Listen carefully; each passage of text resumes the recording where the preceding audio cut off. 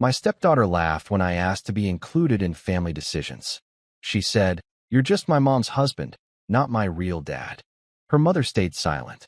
What they didn't know was that the house they lived in was mine. I had bought it in her mom's name as a gift. I revoked the deed and gave them 30 days to leave. What happened next was rather unexpected. I will tell you everything. Before then, please take a moment to like and subscribe, but only if this story resonates with you, and let me know in the comments where you are watching from and what time is it there. Let me take you back to the beginning. She laughed when I asked if I could weigh in on the decision, not a nervous laugh or an awkward one, but a sharp sound that cut through the kitchen like she'd rehearsed it. "You're just my mom's husband," she said, leaning back in her chair, arms crossed, eyes already drifting to her phone. "You're not my real dad." The words hung there, ugly and final, and I waited, actually waited, for her mother to say something. The refrigerator hummed, the clock over the stove ticked too loud, and her mother stayed silent, staring at the counter as if the granite had suddenly become more interesting than the man who'd paid for it. I didn't raise my voice. I didn't snap back. I just stood there, realizing in that moment that something fundamental had shifted, even if I didn't yet know what I was going to do about it. I told myself I shouldn't take it personally, that teenagers lashed out and adults were supposed to absorb it, but that explanation felt thin even as I thought it.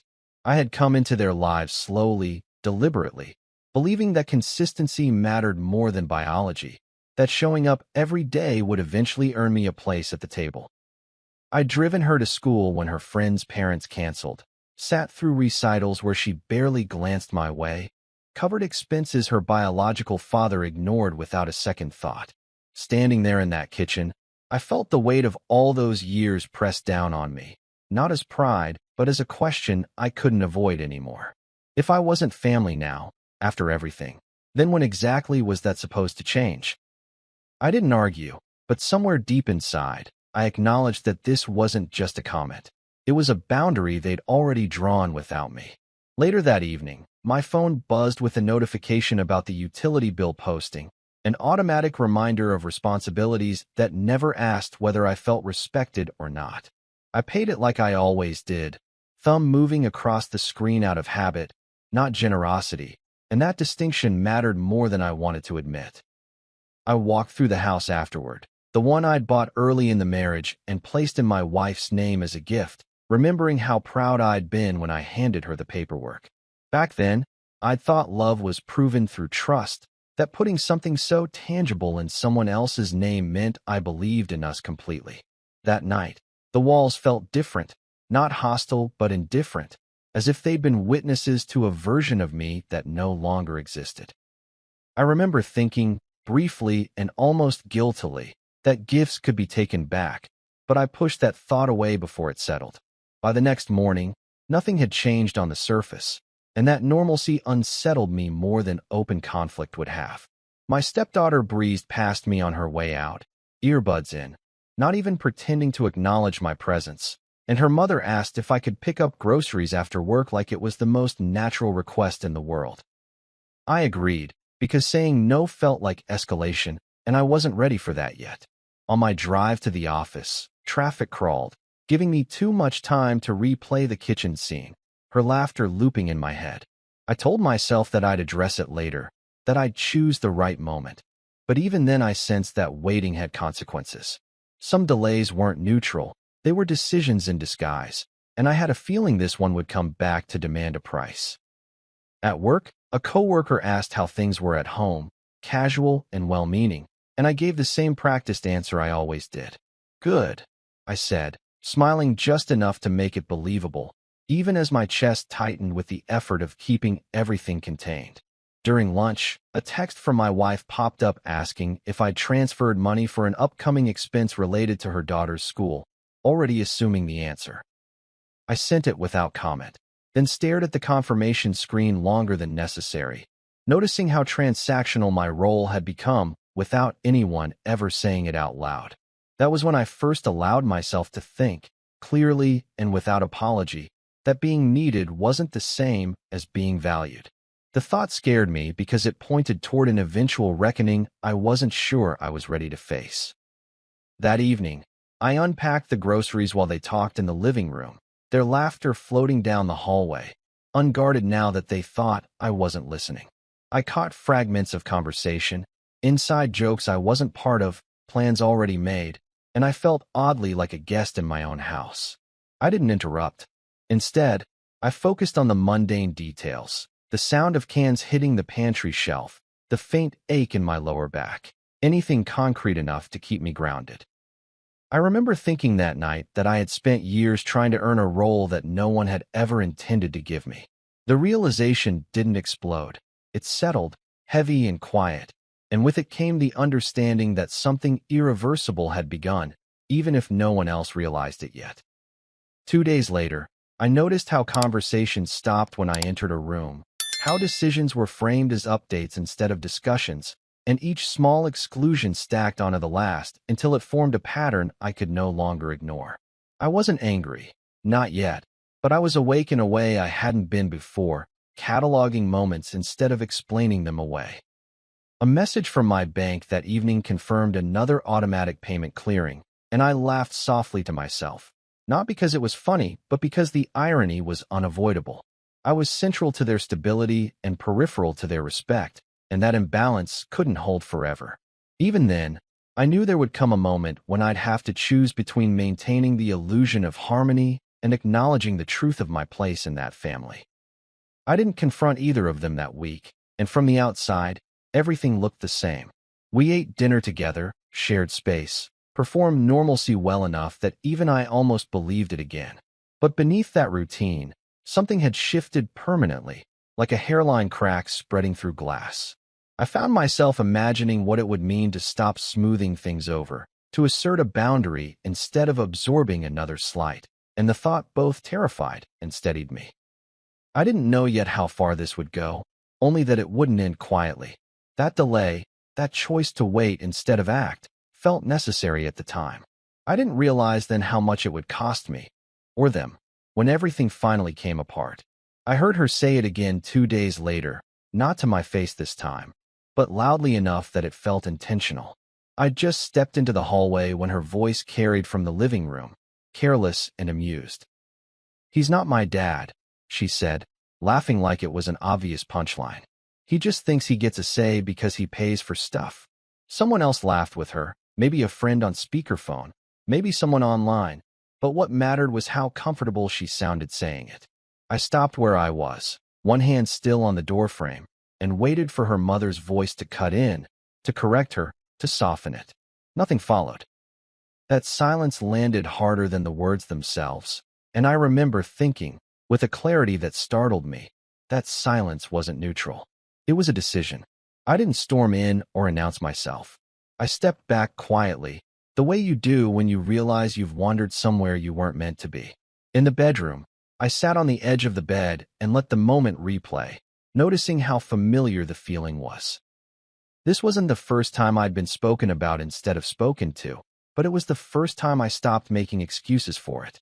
I thought about how often I'd told myself to be patient, how often I'd confused endurance with maturity, and how that narrative had slowly trained everyone else to expect my silence.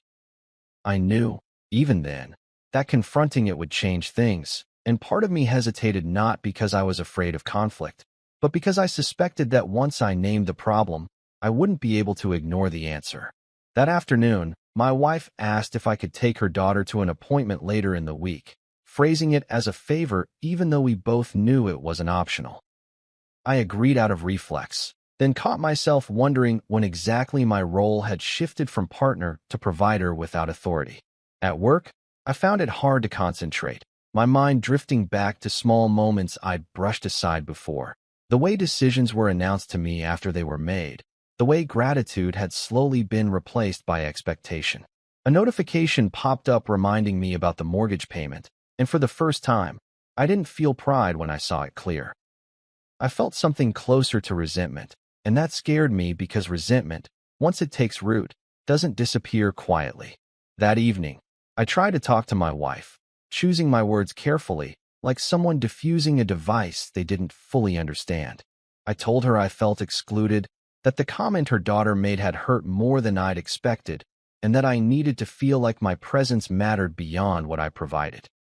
She sighed, the kind of tired exhale that signals inconvenience rather than concern, and told me I was overthinking it. "She's just a teenager," she said. "You know how dramatic they can be. Don't take it personally."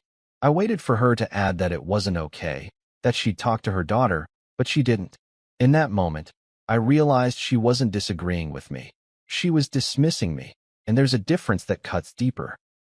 After that conversation, something in me tightened, like a door quietly closing.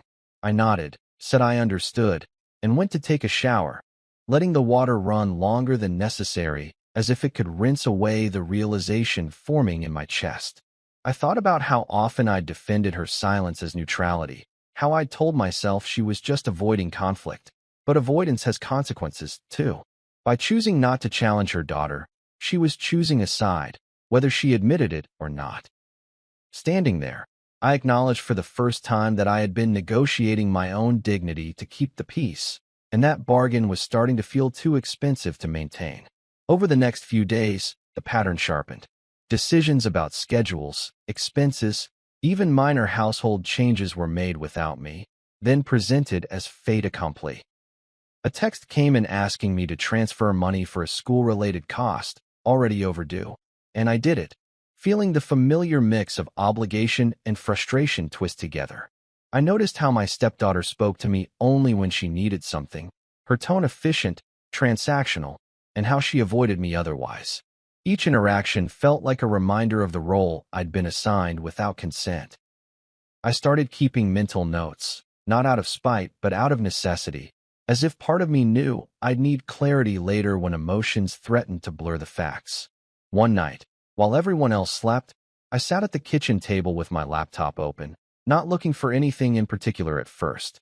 I reviewed bank statements, automatic payments, the quiet infrastructure of support I'd built around this family without ever calling attention to it. That was when I pulled up the deed, more out of curiosity than intent, and stared at my wife's name printed there alone.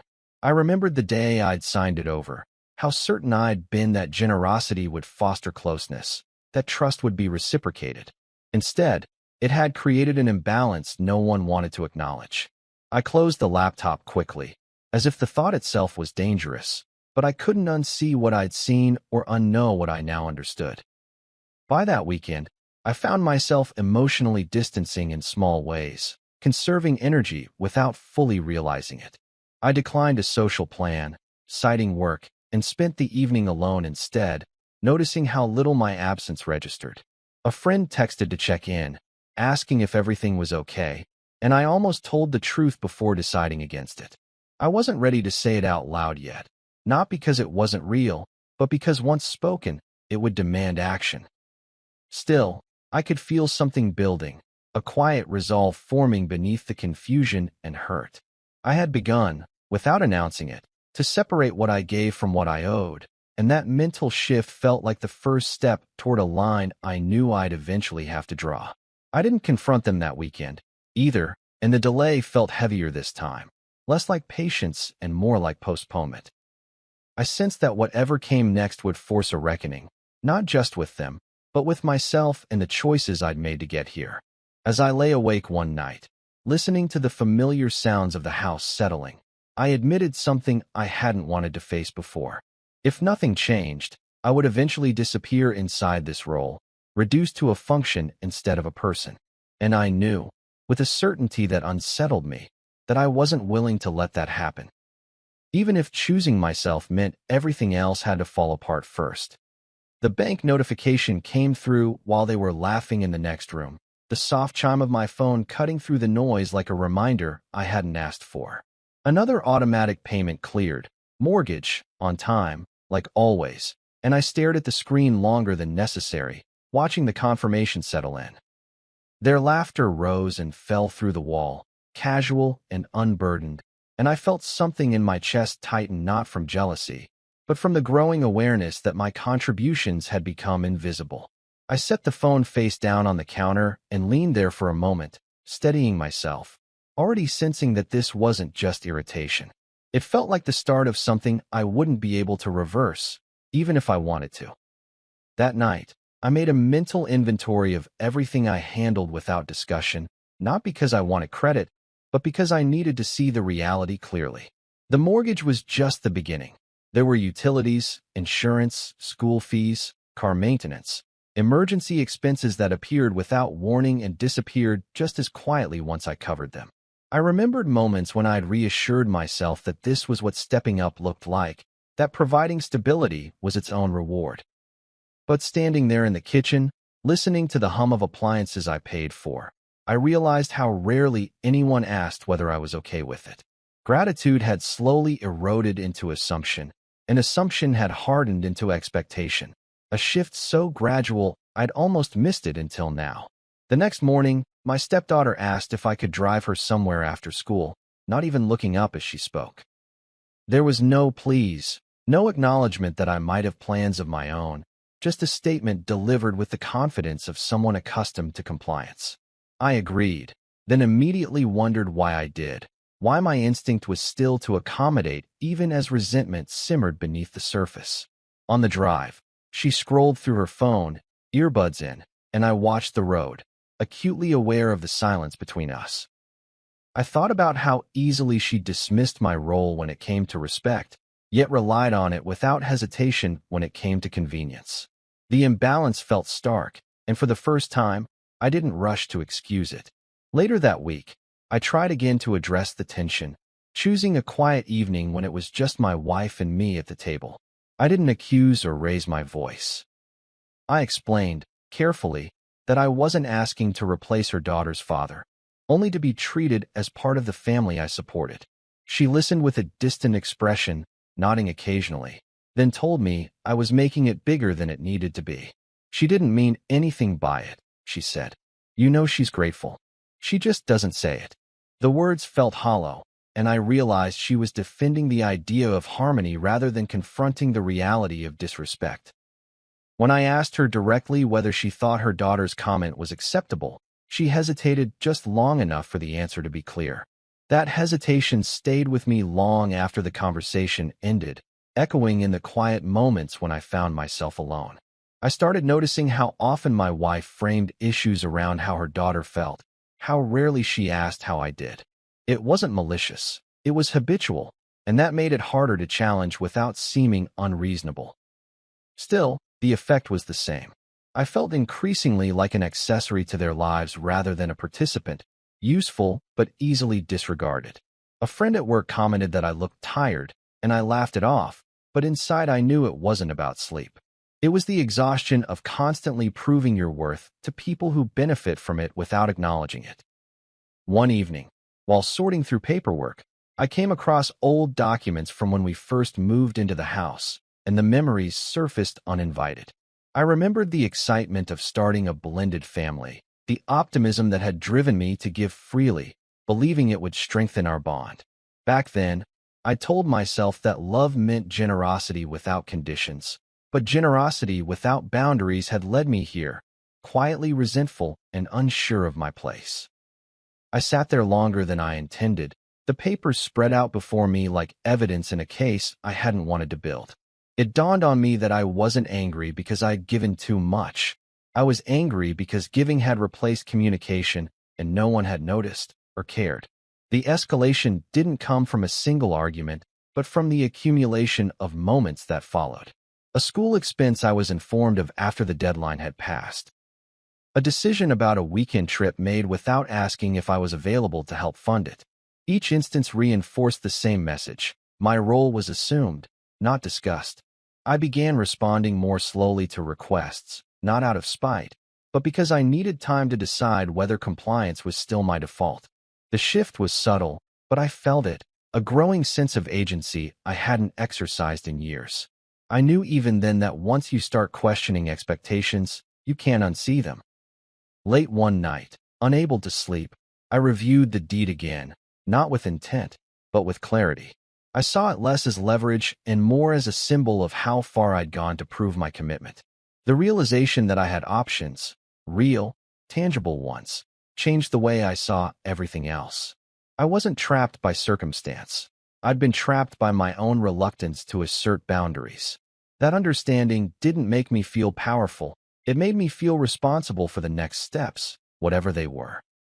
I closed the file and sat in the dark, acknowledging that the knowledge itself was a turning point, whether I acted on it immediately or not. By the end of that week, the house felt heavier, charged with unspoken tension that only I seemed to notice.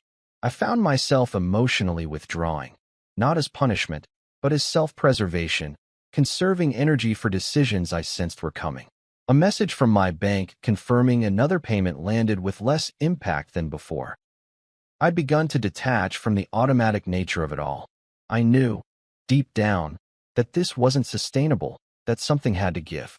I didn't act yet, but I stopped pretending I was powerless, and that internal shift felt like the quiet beginning of an outcome no one else was prepared for. I told them we needed to talk on a Tuesday evening, the kind of ordinary weekday that usually passed without incident, and the calm in my voice seemed to unsettle them more than anger would have. We sat at the dining table, the same place where decisions had been announced to me instead of discussed, and I remember how my stepdaughter kept glancing at her phone while my wife folded and unfolded her hands. I didn't raise my voice or dramatize the moment. I simply said there were things that needed to change. Even then, before I revealed anything concrete, I could feel a shift in the air, like they sensed this wasn't another conversation they could dismiss or wait out. I knew, sitting there, that once I spoke the next words, the version of our family they relied on would be gone. I started by explaining how excluded I'd felt, how the comment about not being her real dad hadn't just hurt. It had clarified something I'd been avoiding for years. My stepdaughter rolled her eyes, a small, reflexive gesture that spoke volumes, and my wife immediately stepped in to smooth things over, telling her daughter to be respectful while still avoiding the core issue. I stopped her gently and said I wasn't asking for apologies. I was stating facts. I told them I had carried the financial and emotional weight of the household without being treated as part of the decision-making process, and that imbalance had reached its limit. My voice stayed steady, but inside, my heart pounded with the awareness that this was the point of no return I'd been circling for weeks. When I told them I had revoked the deed and issued a formal 30-day notice, the reaction was immediate and explosive. My stepdaughter's face drained of color, disbelief flashing into anger so quickly it almost startled me. "You can't do that," she said, her confidence cracking for the first time since I'd known her. My wife looked at me like she was seeing a stranger, her voice rising as she accused me of being cruel, of blindsiding them, of overreacting to one stupid comment. I listened, letting them say everything they needed to say, because their outrage confirmed what I'd already understood. They weren't reacting to the hurt I'd described. They were reacting to the loss of security they'd assumed was permanent. The room filled with noise, raised voices, accusations, the scraping of a chair as my stepdaughter stood up, pacing like a trapped animal. I stayed seated, hands resting on the table, grounding myself in the physicality of the moment. I told them the decision wasn't impulsive, that it was the result of months, if not years, of being sidelined and dismissed. My wife cried then, tears spilling over as she asked how I could do this to her daughter, framing it as a betrayal rather than a boundary. I remember thinking how telling it was that even now, the focus wasn't on our marriage or my feelings, but on what they stood to lose materially. That night was chaos, a blur of slammed doors and half-packed bags, of my stepdaughter shouting into her phone about how unfair I was being. A friend texted her mother to ask if everything was okay, and I overheard my wife explain the situation in a way that painted me as the villain, conveniently omitting the years of context that led us here. I didn't correct her. I sat alone in the living room, the house suddenly feeling both too quiet and too loud, and acknowledged a strange sense of relief beneath the turmoil. For the first time, the tension wasn't contained inside me. It was out in the open, unavoidable, and that honesty felt like a release I hadn't known I needed. Over the next few days, the emotional backlash intensified. My stepdaughter oscillated between anger and pleading, her confidence replaced by desperation as she realized the timeline was real. She accused me of punishing her, of holding money over her head, and I told her calmly that consequences weren't punishments, they were outcomes. My wife vacillated between begging me to reconsider and lashing out, insisting I was destroying the family over pride. Each conversation reinforced the same truth. They wanted the stability I provided without acknowledging the respect I required. I found myself unmoved by their tears, not because I lacked empathy, but because empathy without accountability had kept me trapped for too long. Legal paperwork arrived, official and impersonal, anchoring the emotional chaos in reality. Seeing my name alongside formal language about ownership and notice periods brought a clarity that arguments never could. Friends offered opinions, some supportive, some critical, and I listened without defending myself. I knew how this looked from the outside, how easy it would be to reduce it to a single decision rather than a long pattern of neglect. What mattered was that I finally felt aligned with myself, my actions matching the boundaries I'd spent years ignoring. That alignment brought a calm I hadn't felt in a long time, even as everything around me felt unstable. One evening, after another tense exchange, I slept alone in the guest room, the unfamiliar mattress pressing into my back as I stared at the ceiling. Instead of anxiety, I felt an unexpected sense of peace, as if my body recognized the necessity of what I'd done before my mind fully caught up. I thought about how often I'd sacrificed comfort to keep others comfortable, how rarely anyone had asked whether that was fair. Choosing myself didn't feel triumphant. It felt necessary, like setting a bone that had healed wrong. I understood then that reconciliation, at least in the form they wanted, was no longer possible. By the end of the week, boxes lined the hallway, the physical evidence of a family in retreat. My stepdaughter avoided me entirely now, her earlier bravado replaced by a sullen silence, and my wife moved through the house like a ghost, alternately furious and resigned. I didn't gloat or push. I simply followed through, answering questions when necessary and disengaging when conversations turned circular. Each day brought us closer to an outcome I knew would redefine all of us. That night, as I turned off the lights and prepared for bed, I acknowledged something quietly but firmly. Reclaiming the house had made reconciliation impossible, and for the first time, I was at peace with that reality. They begged the next morning, not all at once, not even together, but in fragments that arrived before I'd finished my coffee. My wife stood in the doorway, eyes red, voice careful in the way people get when they think restraint might soften reality. She asked for time, not forgiveness, and that distinction hit me immediately. My stepdaughter sent a message that popped up on my phone while the kettle whistled, asking if we could talk like adults, as if adulthood were something she could invoke when it suited her. I said nothing at first, because even then I knew this was heading somewhere final, and I didn't want to rush past what needed to be seen clearly. When we sat down later that day, the pleas came wrapped in practicality. They talked about schedules, about how hard moving would be, about how disruptive this was to school and routines, and I listened without interrupting. What they didn't talk about was the comment that started it all, or the months of dismissal that followed. When I asked my wife directly whether she believed her daughter had done anything wrong, she hesitated again, that same pause that had become so familiar. "She didn't mean it the way you took it," she said, and in that moment, something crystallized for me. Meaning wasn't the issue anymore. Impact was.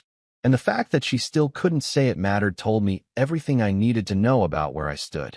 That afternoon, a text from a friend came through asking if I was okay, followed by another from a colleague who'd heard I was going through something. The news traveled faster than I expected, reshaped by each retelling, and I resisted the urge to correct the narrative. Instead, I focused on what was in front of me. I scheduled a consultation with a lawyer, the confirmation email landing in my inbox with a weight that felt both heavy and clarifying. This wasn't about punishment or proving a point anymore. It was about aligning my life with a truth I could no longer ignore. Even then, I knew that once I took the next step, there would be no version of this that ended with everyone satisfied. Over the following days, the emotional tone shifted from anger to bargaining. My stepdaughter tried apologies that felt rehearsed, emphasizing how much she appreciated everything, without acknowledging why her words had cut so deeply. My wife alternated between insisting we could work through this and accusing me of giving up too easily. Each conversation circled the same drain, never quite touching the core issue of respect. I found myself calmer than I'd expected, observing rather than engaging, as if some internal switch had flipped. The realization was sobering but undeniable. Love without respect wasn't love. It was dependency dressed up as family, and I had been enabling it for years. Packing began in earnest, boxes filling rooms that had once felt permanent. The physical act of sorting belongings brought a strange clarity, each item a reminder of how much of myself I'd poured into this household. A knock at the door interrupted one afternoon, a neighbor checking in, curiosity thinly veiled as concern, and I gave a polite, vague answer before returning to my thoughts. I noticed how my wife framed the situation when others asked, focusing on logistics and stress rather than the underlying breach. That avoidance wasn't new. It was the same instinct that had kept her silent in the kitchen weeks earlier. Seeing it so clearly now, I wondered how I'd ever mistaken that silence for neutrality. The lawyer meeting was brief and businesslike, a contrast to the emotional chaos at home. Facts were laid out plainly, options explained without judgment, and for the first time, I felt supported in a way that didn't require me to minimize myself. Walking back to my car afterward, I sat for a moment with the engine off, acknowledging the weight of the decision forming inside me. This wasn't about winning or losing. It was about ending a dynamic that had hollowed me out slowly. I understood then that staying would require me to accept a version of myself I no longer recognized, and leaving, however painful, offered the possibility of reclaiming something I'd lost. That evening, my wife tried one last time to appeal to our history, reminding me of the early days, the promises we'd made, the life we'd built together. I listened, genuinely, because those memories mattered to me, even now. But I also saw how selectively she remembered them, how easily she skipped over the patterns that led us here. When she said, "I just don't see why this has to end everything," I realized she truly didn't understand. And that lack of understanding wasn't a failure of explanation. It was a refusal to look at the cost of her silence. I told her, quietly, that some things end because continuing them requires too much self-betrayal. By the end of the week, the house felt like a holding space rather than a home, every interaction tinged with finality. My stepdaughter avoided eye contact now, her earlier defiance replaced by a wary distance, and I felt a twinge of sadness for what might have been if things had gone differently. But sadness didn't equal regret. I spent one night walking through each room alone, touching the door frames, the counters, grounding myself in the reality of what I was choosing. I knew exactly what I was going to do next, and the certainty surprised me. It wasn't fueled by anger anymore, but by a calm resolve that felt earned. The morning I filed the paperwork, the sky was overcast, the kind of gray that makes everything feel suspended in time. I moved through the process methodically, each step reinforcing the direction I'd already chosen internally.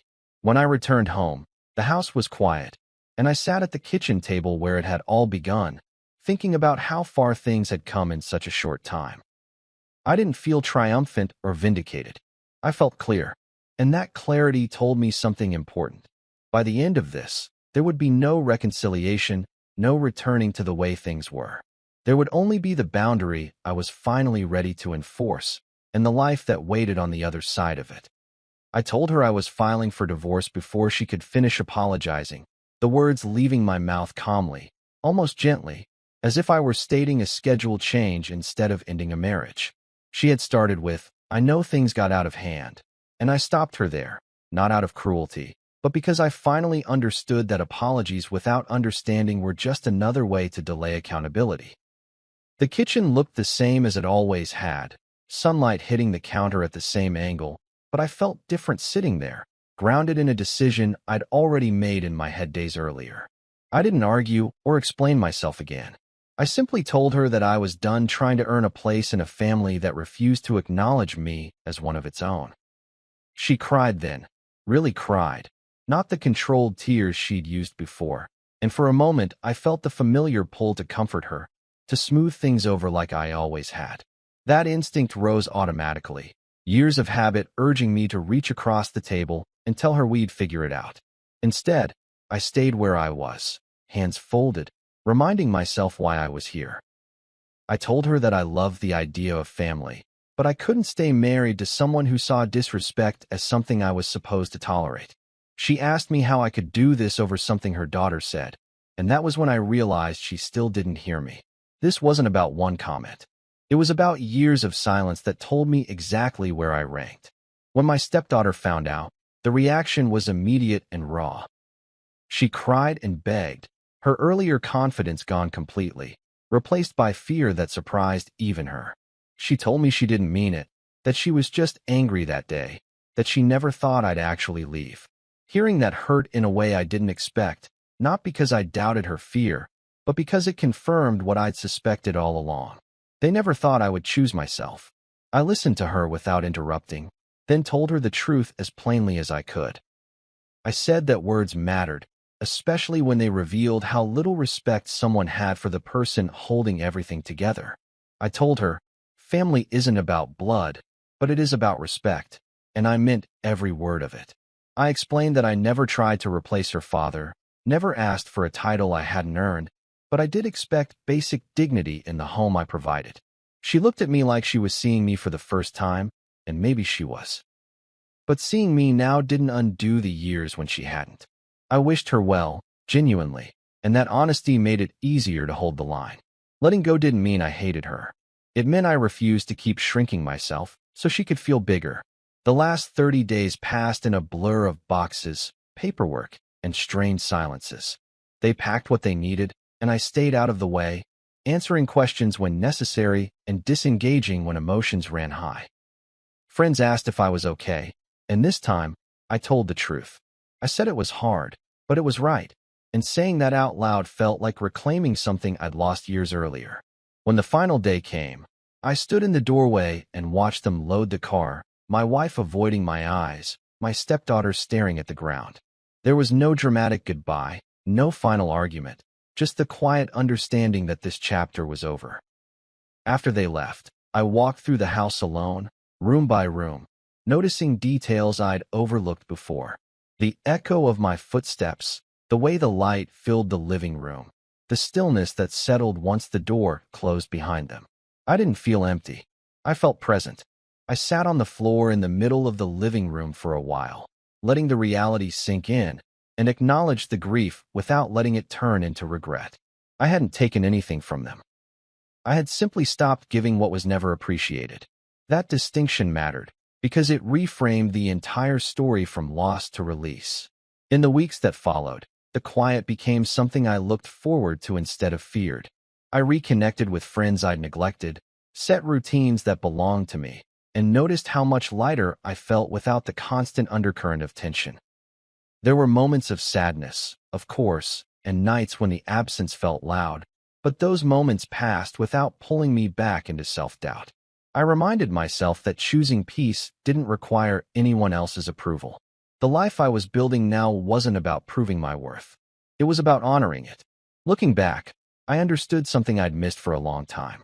Love that requires you to accept disrespect isn't love. It's control, convenience, or fear of change masquerading as family. I had been pushed too far, slowly and quietly, until standing up for myself felt like the only honest option left. I didn't walk away because I was angry. I walked away because I finally believed that I deserved more than conditional belonging. And that belief, once it took root, changed everything.